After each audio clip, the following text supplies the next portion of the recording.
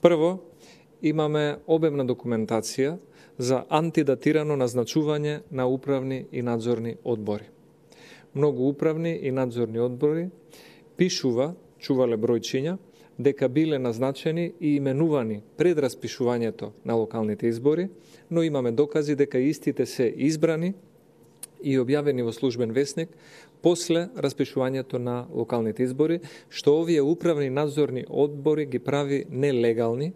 и нивните действија и нивните одлуки за самите институции ги прави нелегални и со тоа ќе носат штетни последици не само институциите, туку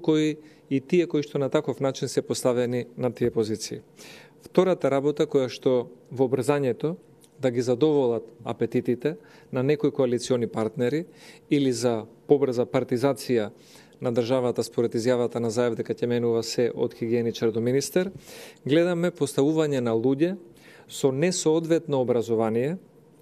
на чело на многу државни институции каде што законот точно пропишал какво образование и работно искуство е потребно за некој да биде директор, раководител, председател на управен одбор или член на управен надзорен одбор на некоја институција.